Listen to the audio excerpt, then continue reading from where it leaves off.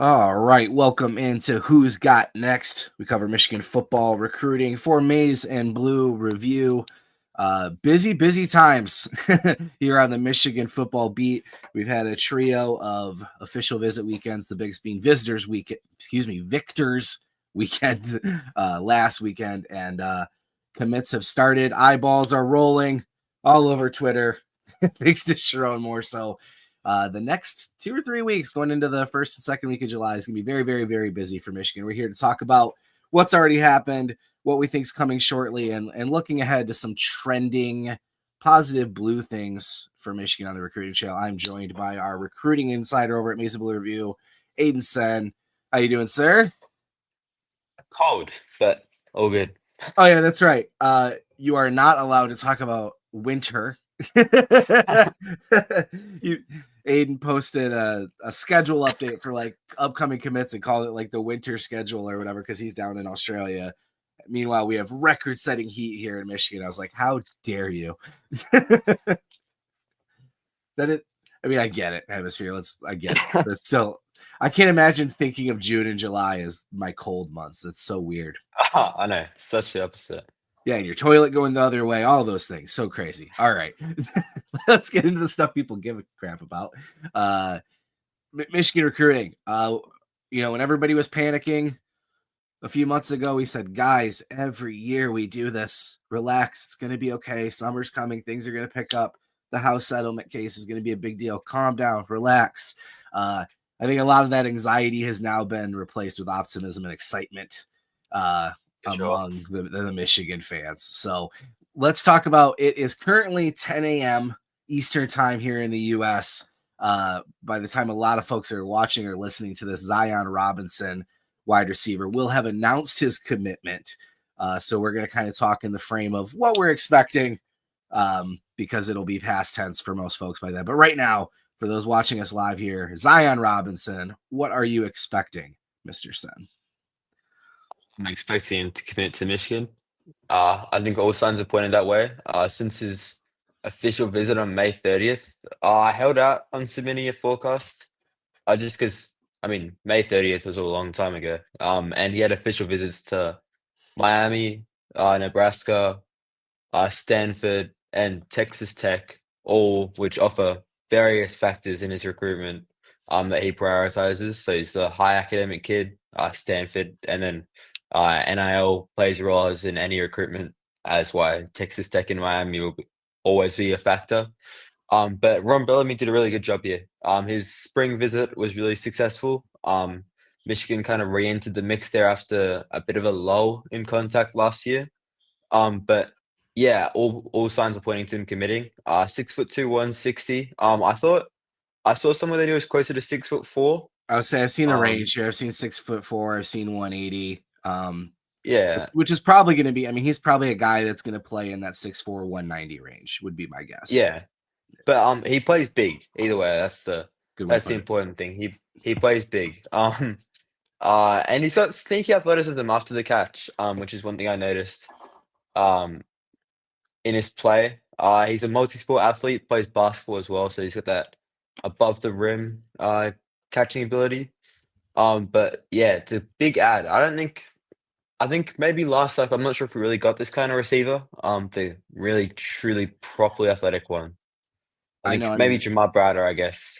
But yeah, but even then, the speed element, right, is different here. Yeah. I don't really think of him as an X receiver. I think he's something Michigan hasn't had, which is a bigger, can go up and get a speedy Z receiver that can still come across the middle and make plays in the intermediate. So maybe a bigger Andrew Marsh is a better comparison in terms of recent recruiting, but I don't think his route running is nearly as his tree isn't nearly as strong as I think Andrew Marsh's. His tree was. That's a fair criticism. Is elite because I see the comparison where you're coming from with the size and it's a similar frame comparably, but I think Robin, I'm not sure if he's like a freshman starter. I don't think he's I think Marshall will come in and be like a wide receiver 2 or 3 or whatever we're getting this year, but I think Robinson's going to be like that second or third year guy that really breaks out, I think. Yeah, I think that's fair. When you think about what Michigan has said out loud and what we've seen them do in terms of recruiting and trying to find that size speed combination. You mentioned him as a guy that can go up and get it. I don't remember what class he's in for Texas, and I'm not sure how it translates to track and field, but I know he was a gold medalist. So basically the best in the state at, it was either high jump or pole vault. I can't remember which one. I think it was high jump, but I mean, Texas 6A champion for high jump with a 6'8" jump in spring 2024. that's an athlete, Yeah, right? Like if you're 6'8" is impressive. I'd say if you're anywhere near that 7 foot mark, like you're getting up there. So he's a special kind of athlete, and we're seeing this with wide receiver recruiting. We'll get into it more in a little bit. We want to touch on a couple more, actual commits we've had and some other things, but like this is what Michigan's doing. This is what they're pitching, and so far it seems to be gaining traction. Obviously, you had Browder, like you mentioned, and we talked about Marsh, and then also Washington last year, but whole nother class in terms of the potential and the ceiling and some of the rankings we're seeing on these guys moving forward. So before we get into too much of the guys that we think will commit or where trends are, et cetera, we did have a nice commitment from Missouri, St. Louis, Titan Davis. As much as we're talking about like new age for Michigan and things they're maybe doing different, like at the wide receiver position,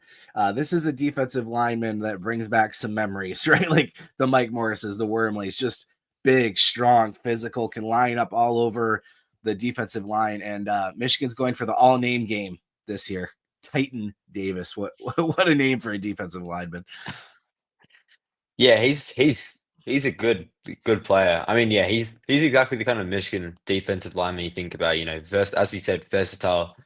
Can play multiple positions. I kind of think about him as a blend of Aiden Hutchinson and Chris Jenkins. He's got a good get off. The pass rush skill set isn't exactly there yet. But he's got his run stopping ability is great. His bull rush is certainly there.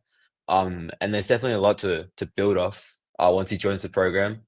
And I think that was a massive win for Michigan because he wasn't a guy that he came down to a top two of Michigan and Alabama. And I mean, it wasn't like Alabama just like gave up on him or was under recruiting him. I mean, they pushed for They him to wanted him. commit. Absolutely. Yeah, they wanted him to commit. So it's not like this small feat. That's a big win from Louis Pasito. And I mean, his recruiting this cycle has been something else, really. I mean, I think Mikael Blade, what are we up to? Mikael Blade, Tariq Boney, Vallejo, and now Titan Davis. I mean, that's surely one of the best around in the nation, I think. If you And think.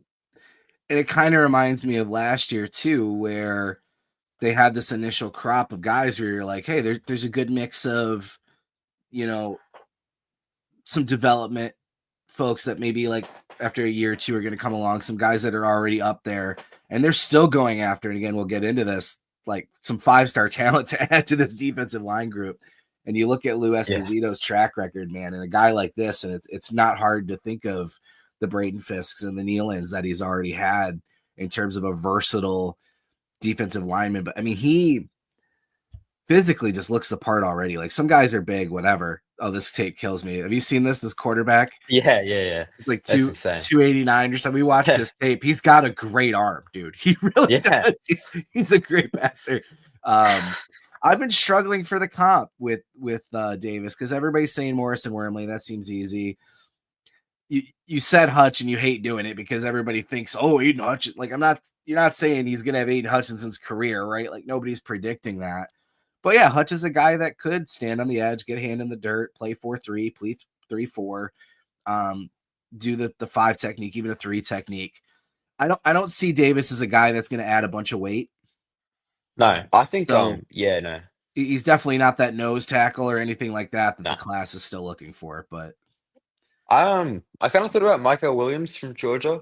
That was where I kind of went.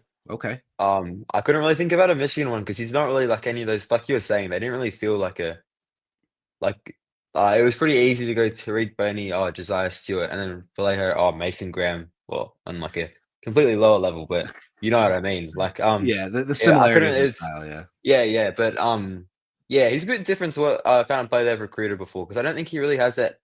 I don't think he'd play him at edge. I don't think. Yeah, that I No. think that's what stuck out to me is when he was playing defensive end, it's hand in the dirt 4-3, right? Yeah, for sure. So that's where I kind of got the Jenkins thing where like maybe he's better as like the 3-4 defensive end, or when I always struggle with calling it a 5-man front when Michigan's bringing up their edges because they're technically linebackers, but they're lining up like 5 defensive linemen. So I've never known what term people prefer, whether it's a 3-4 up or a 5-2 or whatever. But I don't think they care. I think he's just a guy that they're like, look, we want him on the field because he can get after the quarterback, he can stuff the run. I mean, you watch his tape, he does a little bit of everything, but he's really good at the block shedding and impacting the run. Here's a play where he's standing up on the edge for those that are watching, which if you're listening back, make sure you go to YouTube, look up Maize Blue review, follow us there, like and subscribe. He just, Base. yeah, I don't, when he's standing on the edge, he doesn't have like the burst of a standing edge that you typically see in this kind of defense. He just makes more sense along the line for me, but Yeah, agreed. But yeah, beat Alabama. Michigan's been beating Alabama for a career. It's been beating Notre Dame on a couple. And again, like you said, these aren't guys that they've backed off of. These are players they actually wanted. I wish I almost don't want to bring it up because I can't properly credit. He was a former Alabama defensive line coach from the Saban years. I cannot remember his name. He had a short video before Titan committed, and he compared him to Jonathan Allen at Alabama. Oh, right. Geez. Yeah. So this is a guy that's coached Jonathan Yeah. Allen making this comparison. That might be a really good comp considering who it's coming from. So, all right, let's get into it. There's a lot of names, and I know people want to talk about them. Some of the official visitors we had this weekend, Meadows and Walker and Russell and blah, blah, blah, blah, blah. Go ahead and let's get through the list, and we can focus on some guys that we need to. But busy weekend and a lot of needle moving. And we keep hearing that term, the silent commit. A lot of those coming out of the weekend, which, I mean, as time goes on, maybe a lot of those, yes, become commits. They don't. That's kind of the era we're entering now. We're going to list a lot of players that Michigan's trending well with, and fans are going to get upset because we don't get all of them. Right? Yeah. I mean, it's a good run. Michigan's not going to get all of these players. It's just not going to happen, but they're in a positive spot with a lot of really good players. Yeah. So the ones coming out of the weekend that I think they probably have the not great chance to secure a commitment with, the only one I would say would be Kelvin Obert. I think he's leaning towards Nebraska or Utah. And I don't think Michigan's overly concerned with that. I think they're prioritizing other players at the position. But in terms, so I think pretty much everyone else could foreseeably be in the class except Kelvin Obert. So I'll go through the names. So they had the commits on campus. I won't go through them, but I'll touch on one later. But Calvin Russell was on campus, the 5-star wide receiver. 4-star offensive tackle / interior offensive lineman Zaden Krempin. 4-star offensive tackle Malakai Lee. 4-star offensive tackle Marky Walbridge. 3-star defensive nose tackle Ben Bulwer. Titan Davis, who committed 3-star / 4-star edge Julian Walker. 4-star cornerback Dorian Barney, and 4-star safety Blake Stewart. Where do you want to start? Let's start with Calvin Russell. I think that's the big one. We saw pictures of him with Bryce, with Brady. He spent a lot of time with both of them. And he seems to be the biggest prospect where things are looking really good for Michigan. Yep. So I submitted a prediction for Calvin Russell to commit coming out of the weekend. I'm feeling really positive about how that one stands. I'll have more on that on the site. You can check that out and be on the board soon enough. But he's I think that one was an interesting one because I mean his spring visit went really positively.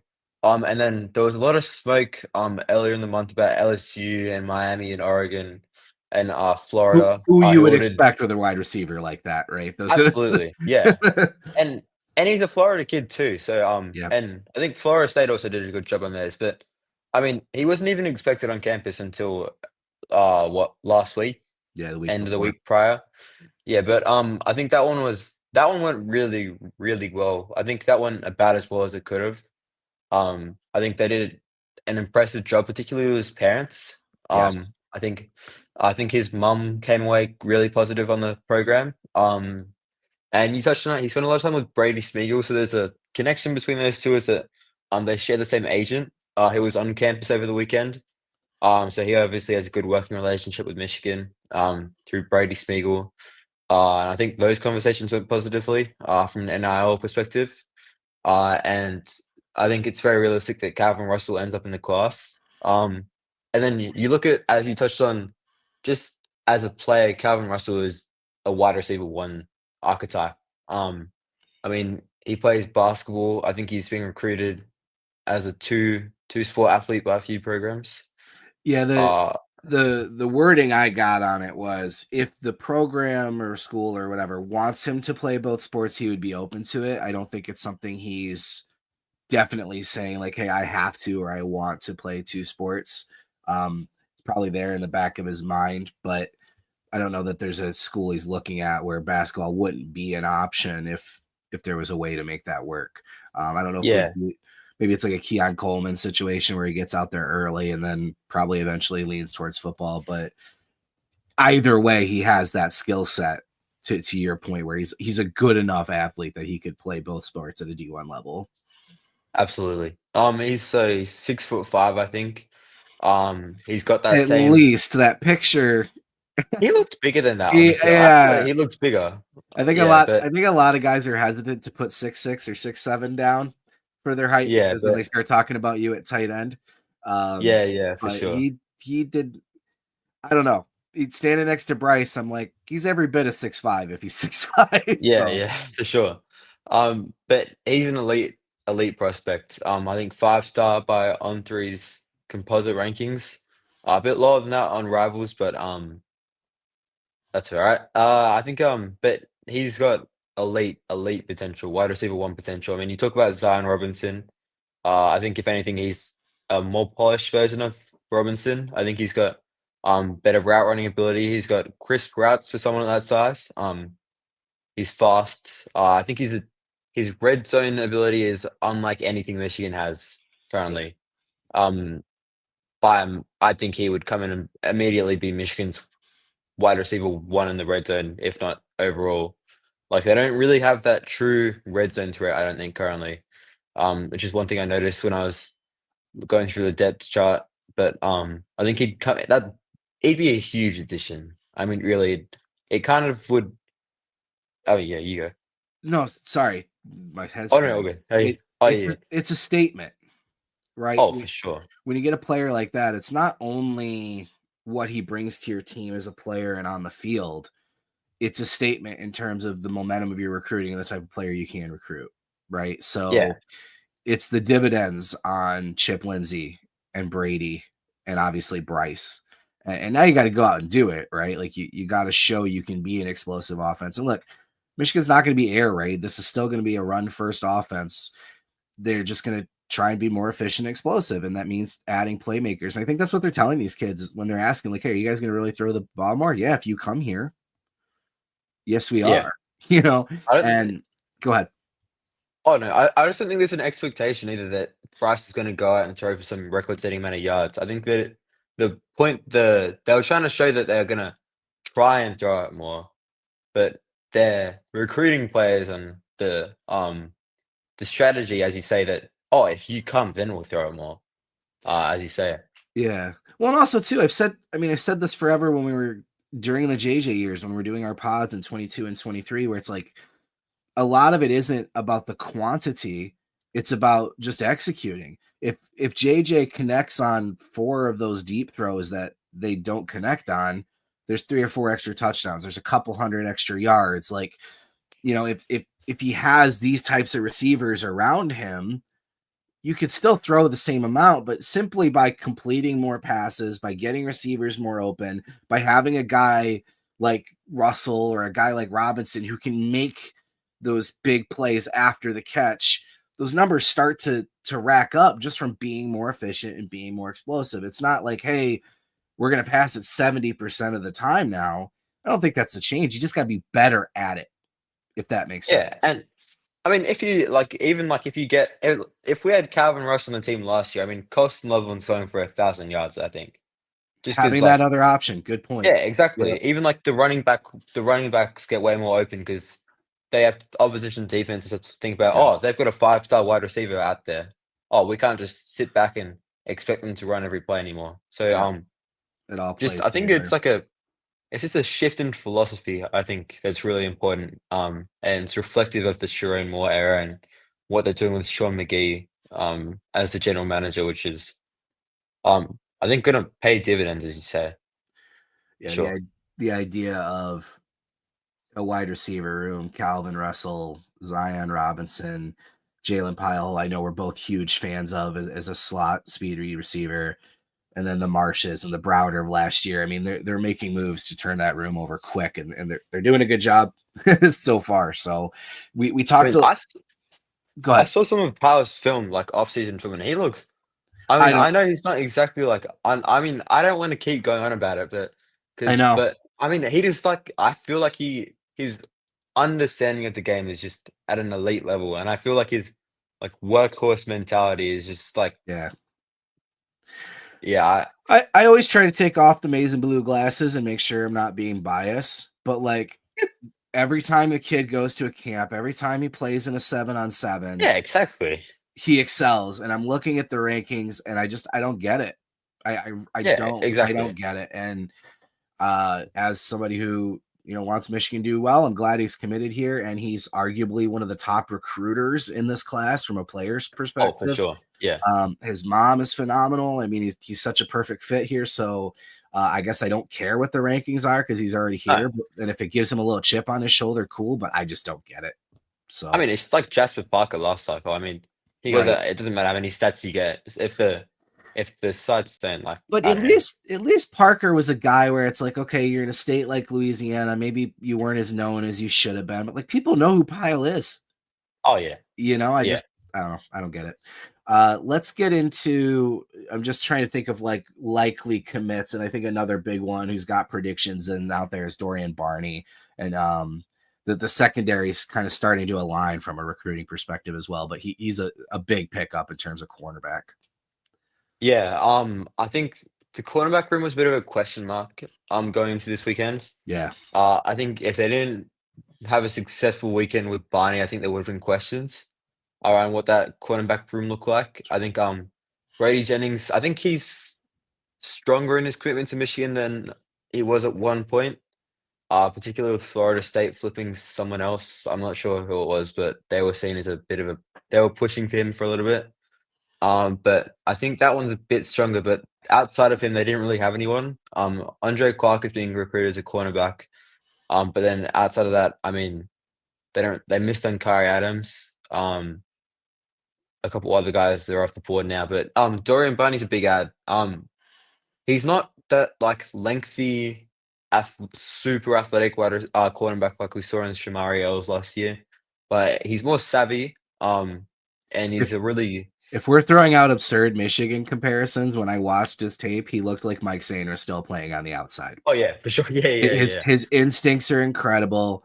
He's one of those guys that just is always at the right spot at the right time, and he's making it. He's either breaking up the catch, getting an interception, or at least making it difficult for the receiver to make a catch. Yeah, you're not wowed by his length or his size, but that guy always knows what's happening on the football field. He seems really ahead of the curve for a football IQ in terms of a high school corner. Yeah, yeah, for sure. And what was I about to say? Oh yeah, that's a big Sorry. win for Michigan as well. Oh no, I was just thinking, I had something in my head, but Texas A&M and Penn State pushed really hard to secure commitments from him Yeah. during their official visits. And he held out. And Michigan, I think, I'm not, I haven't put in a forecast or anything yet because I don't have sources enough there to put in a future cast, and I'm not going to do it just because other people do it. But Right. I think that they did well there this weekend, and that's a big recruitment win if they manage to win it out. Because as I say, Penn State and Texas A&M pushed hard. I think Ole Miss even got him in for an official visit during the week prior to his Michigan visit. But yeah, It's big win if it wild. happens. It's wild. A couple weeks ago, I would have thought Adams and Barney were going to Penn State potentially, Oh yeah, and for sure. I now mean, they're they all missing had both of predictions them. in, didn't they? I, Yeah, they might have, yeah. I think Barney's a big win, and he's potentially, right? We're talking like he's already committed, sorry. But he's a guy that if you get him to commit, not hard to see his fit in this defense.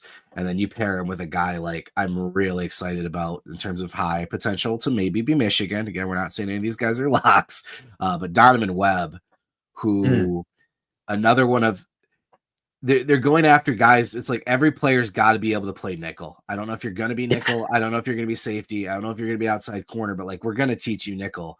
Donovan Webb is nickel. For sure. He's a guy that like that Dax Hill prototype, where that nickel safety. He, again, I'm thinking about the whole class in general, everybody fitting a role, if you will. He's that guy, and his tape is really impressive. Yeah, agreed. So let's get into, I saw a comment and I know everybody was going to talk about it. You mentioned, oh my gosh, I'm so sorry. Kelvin being out on him on O-line. Oh yeah. Obviously Ojo as well. So the list for Michigan is starting to tighten a little bit in terms of Walbridge and Turntine and a couple other names, but I got to pause. I don't know what I said, Darbo. You'll have to come back to me on that. Don't put it in the comments. Give me kind of a quick oversight on the offensive line. A lot of Michigan Texas battles. It almost feels like one school is going to end up with at least one of them just because the other school doesn't have enough spots, if you will. But the list is narrowing. I saw truly I'm concerned about the O-line is what Ryan said. I don't know if I'm at a concern level yet just because I think Michigan's in a good spot with a few guys. But it's definitely not as long of a list as it used to be. Yeah, I wouldn't be concerned about the O-line.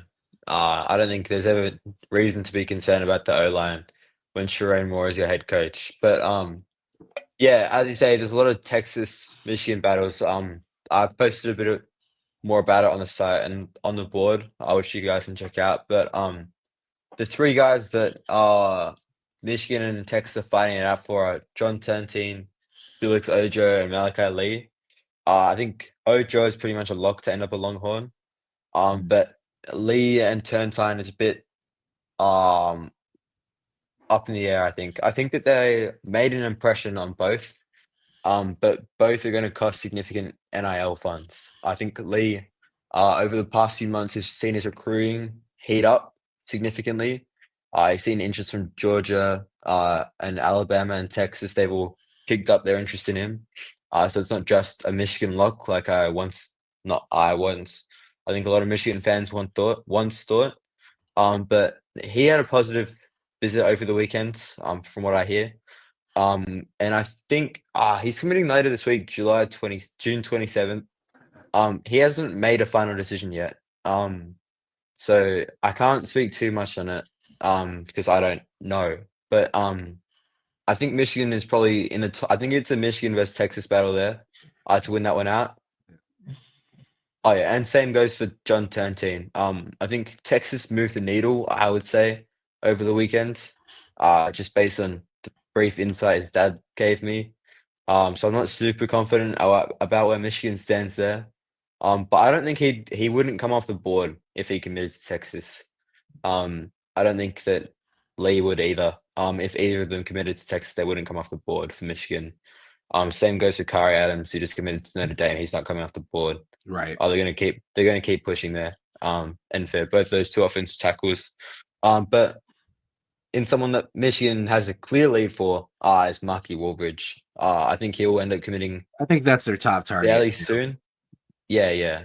I haven't really looked into his film too much. I haven't actually. He's pretty closed off in his recruitment. I haven't any intel that I've gathered hasn't been from him or his family, just from secondary sources around the place. But I think Michigan is in a strong position there. I think Nebraska and Alabama were involved there. I think, or Oregon. I could be wrong. But I think he'll end up committing. Sorry. No, sorry. Did you say something? Oh no, I was dying.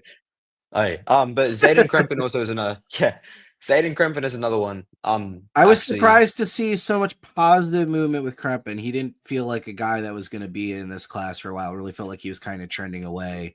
And I mean, visits always go well. We've talked about this before, but Michigan definitely feels a lot better about him coming out than I thought they would. Yeah, that one's hard to read because I mean, he's always he always comes out of visits very positive.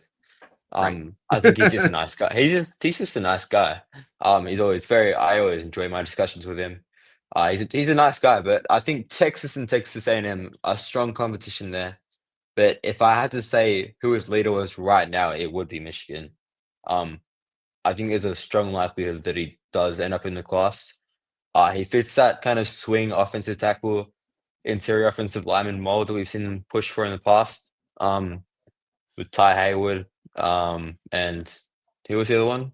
Avery Gash, was he being recruited as an offensive tackle early in the cycle a bit? He was always perceived as a guard though, that he Alright. was going to end Yeah, up a yeah. guard, yeah. Which I think Yeah, Krempin will too, but yeah, yeah. Same goes for Tenzin actually, but, yeah, I think of all those guys that were on campus of Krempin, Ojo, Turnteen. I mean, Ojo the weekend prior, but of Ojo, Turnteen, Krempin, Wallbridge, and Lee, I think they end up with, Lee, Wallbridge, and Krempin. And I with think Turntine add in and Barry McWhorter, and that's a pretty good yeah, class.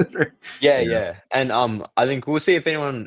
I think they'll leave that fifth spot open. I don't think they'd take more than 5 offensive linemen. They had a strong cycle last time around. Mhm. So I don't think they'd push for a fifth commitment if they secured those 4. I think it'd more be a if the opportunity arises. We'll see what happens, but yeah. Yeah, I think that's fair. Yeah, if there's a play, you're not going to turn down somebody you'd want, but they're not going to go heavy after 5. It's 2 great classes in a row, Yeah, arguably, for right? sure. So, Lee, I'm with you. It's tough to read at times, but I think about how many times Michigan made the trip to Hawaii, Oh, yeah. He loves right? that. And they were one of the first programs to have him come on campus and be a part of a college football atmosphere. Moore and Newsom have done a great job and recruited him hard. So I'd like to see them paid off and get the commitment there.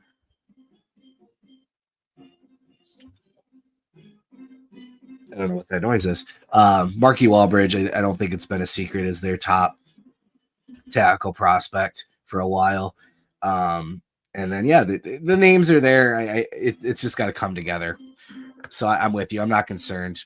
And I think that group's going to end up being just fine. So let's see where this is a long one for us. We normally don't run this long. So we kind of touched on, we were going to do next commits. We talked on Webb and Robinson. So let's finish just on the last little piece with the running back recruiting. I think some people were caught off guard when Jonathan Brown committed, which, yeah, there wasn't a lot of talk there. And everyone kind of took that as like a freak out for Savion Hiter. And I took it the exact opposite. Brown is that guy that you hope to get in on early. You think he's going to have a strong senior year and rise up the rankings, kind of like what happened with Jasper Parker last year.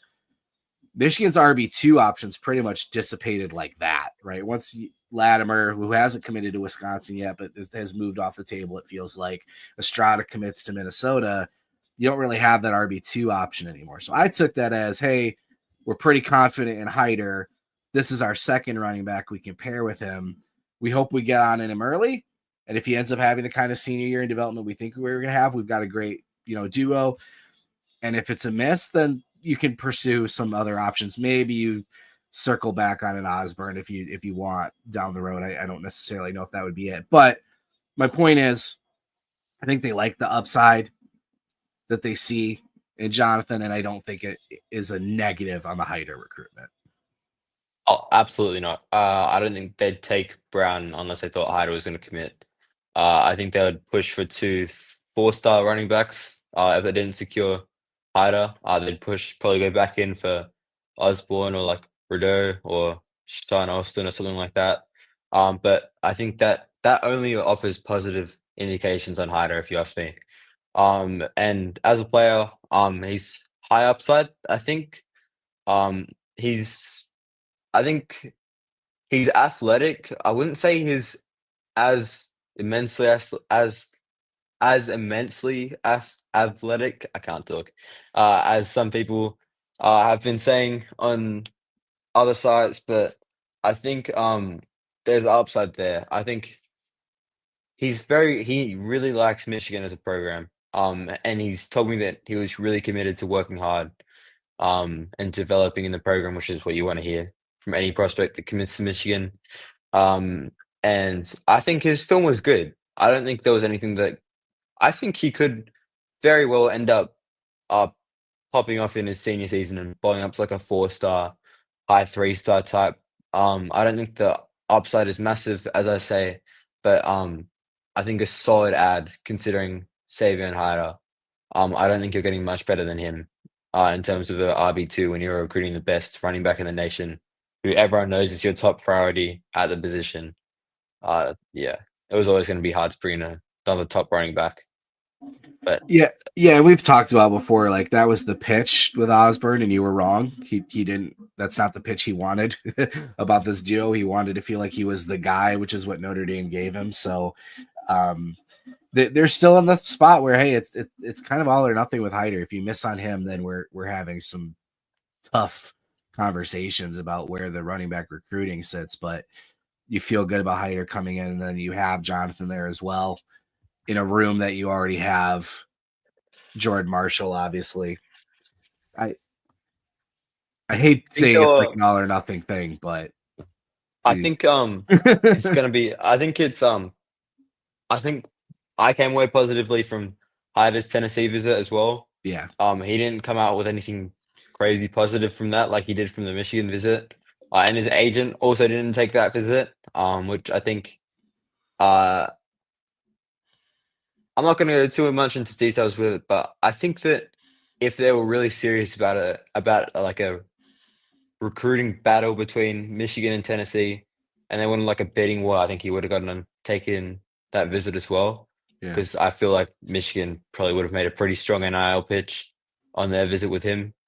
But yeah, I think that could have only offered positive things if he wasn't on that visit.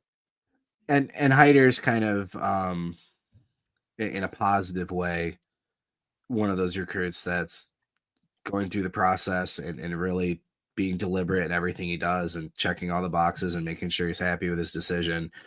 He's not interested in attention at all, right? If you are, you can talk to his mentor, but you're not talking to him. He's just not looking to put out those comments. And I don't take that as a negative at all. Not at all. So you are reading vibes a lot with him, but he's just such an obvious fit in his relationship with Alfred. You just see that paying off, hopefully. So, all right, things are going to continue to get busy. Obviously, we'll have coverage of Zion Robinson's commitment coming up in the next couple hours here, which we believe will be Michigan Hope. It's for Michigan. We'll have all that coverage at Maize Blue Review, Michigan.Rivals currently. We're about a week away now from moving over to the On3 platform. Once that happens, we'll be able to share a lot more information, and it'll be a lot easier to explain where things are and what it looks like. But if you go to On3's recruiting site, the Rivals branding is already there. So the Rivals taking over the high school recruiting piece has already begun. We are just so excited to be able to offer all of our subscribers. My 7-year-old's ready to play. So we are so excited to offer them a lot more resources at a national level. And obviously at our level, the coverage will continue. So if you're not a subscriber already, make sure you're getting in on Aidan's intel. He gets up in the middle of the night for him, Australia time, and just starts dropping tons and tons of information inside the den on their message board community. So Aidan, appreciate all the work you've been doing. I know it's been a busy couple weeks. It's going to continue to be a busy couple weeks. So make sure you're following along. We've got our Twitter handles on the screen. Trevor McCue, Aidan Sen 123. Like I said, follow along with the commitments that are coming up here and the trending recruitments. And hopefully next week we're going to be talking about 2 or 3 commits or even more. Who knows? There will definitely be eyeballs. I know that. If you're following Sharon Moore, look for eyeballs. So if you're listening back, again, make sure go over to YouTube, like and subscribe, notification bell, know when we go live with Who's Got Next or Good Morning, Good Afternoon, Michigan Football with Dennis, and of course our Hail to the Podcast on the weekends when we do it. Been a busy couple weeks with this merger, so hopefully we get back on schedule soon. But anyway, for Aidan, thank you guys so much for joining us. This has been Who's Got Next.